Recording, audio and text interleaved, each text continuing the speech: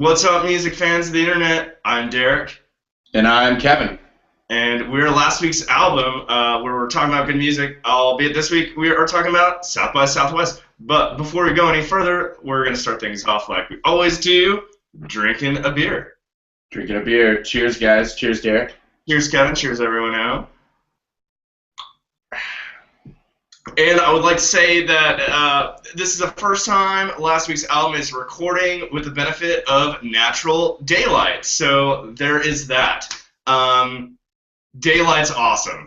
But before we go any further, Kevin, let's jump back to South by Southwest. We recently talked about day one of the festival, but let's jump to day two, which was Thursday. So what were the highlights for you? Yeah. I am actually here on location in Austin. Well, I also live here, so it's not totally on location. But yeah, I'm here at South by Southwest for 2014. Went to some good shows last night. But Derek, aren't you on your way here? Yeah, about that. I'm going to need 1 second. Okay. Well, while Derek's doing whatever he's doing, I'll give you the rundown. Robert Ellis. Yeah? Dude! What's up, man? Hey, what's up, dude? What's going on, everyone? I made it to South by Southwest in Austin. Not on location as Kevin said, but we're in Austin doing this thing. So Fastest driving ever. that was the fastest 60 miles of my life. Yeah, we are actually both here on location for South by Southwest. This is our first ever hangout together where we're in the same room, which is kind of awesome. And we will continue to do these as the week and weekend unfolds. But let's get into Thursday, what I saw, and Derek's going to ask questions, playing you, the role of the viewer, about things you might be wondering about South by Southwest. So I saw Robert Ellis, I saw Diane Coffee, Har Mar Superstar, and Future Islands. I will start with Robert Ellis. They were awesome. They opened on Rich Girl, which was basically their sound check and became a fake out. They ripped on that and then said, we'll be right back in 5 minutes. And everyone totally thought the show had started, but it hadn't. And then they came back and they totally jammed out. They have this great country sound and they jam out on jazz and psych in between and kind of wrapping it all together in this really interesting sound that's very unique to them. One of the amps crapped out, so the bassist and steel pedal guitarist got into So Fresh and So Clean just to buy some time, which is the weirdest instruments I've ever heard for So Fresh and So Clean, but it was awesome. And I mostly played new stuff. Steady as the Rising Sun, Pride, Only Lies, ended on Sing Along, just a really good tight, I think it was about 30-minute set. So yeah.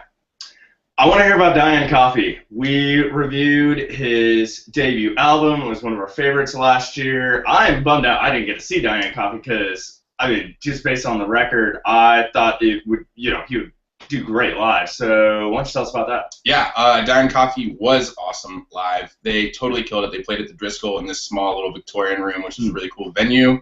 Kind of like lush and regal, sort of the way he sort of dresses and presents the music, which was cool. And totally just killed it with his Disney-fied psych soul. And listening to it on the album, I thought a lot of the vocal tricks were effects, and they were not. I saw it live. He can do amazing things with his voice and really change it to play a different character or role in each song. So that was just amazing to see. And they rocked out and played tightly, nailed all their transitions. They do a lot of beat changes and stuff within songs. Just played really, really well live. Could you taste any of the sriracha on this music? You could. There was an air of sriracha. And that wasn't the Korean barbecue food truck, was it? No. That was last night. That it was. Okay, so, and you also saw Har Mar Superstar. I just like saying that. Why don't you tell us about what they sounded like? Yeah, really fun name. Similar sound, not in that to Diane Coffee, but funk and soulful and stuff like that. Lead singer looks just like Ron Jeremy. Tons of energy. Starts out in all this crazy outfit, and by the end of it, he's in his whitey-tighties just dancing around. So very entertaining. Put on a really good show. They played at the North Door. So yeah, that was cool. And then you tried to see London Grammar. Yeah, tried to see London Grammar. Line was insane, so said screw it. I'd seen Future Islands earlier in the day. Said let's go see him again. They're really good. Singer had kind of lost his voice. He couldn't do a whole lot in his high register. I think it was their third show of the day. So he did a lot of this gravelly, deep voice. He introduced it as a punk rock set. So that was fun, and he's super entertaining as well. Great front man for the band. People were crowd surfing, going nuts, doing somersaults into the crowd. By the end of it, half the people in the front were up on the stage dancing with him. It was one big dance party. He jumped out and crowd surfed to finish the last song. So really cool, and really good venue at Cheer Up Charlie's. This kind of canyon behind the band, rock wall, and then they just throw lights on it. So it's really, really cool. Nice. All right, cool. Well, any other thoughts, I guess, on Thursday? Not that I can think of. I did miss Johnny Fritz. I really wanted to see him. He went on before Robert Ellis, but maybe next time. Got there just a tad too late to catch him. But all in all, it was a fun night. Some good music in Austin, Texas.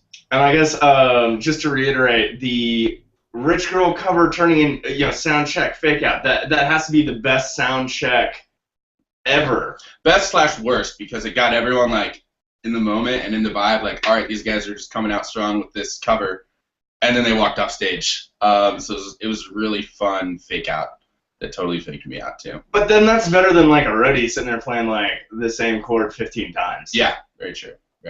So take that for what you will as far as sound checks go. And I guess that's it for our review of Thursday's events at South by Southwest. Don't forget to continue checking back as we will continue recording our reviews of what is going on here in Austin, Texas, South by Southwest 2014. So thanks for joining us again. I'm Derek. I'm Kevin. And we'll catch y'all next time. Cheers. Cheers, guys. Last week's album, talking about good music.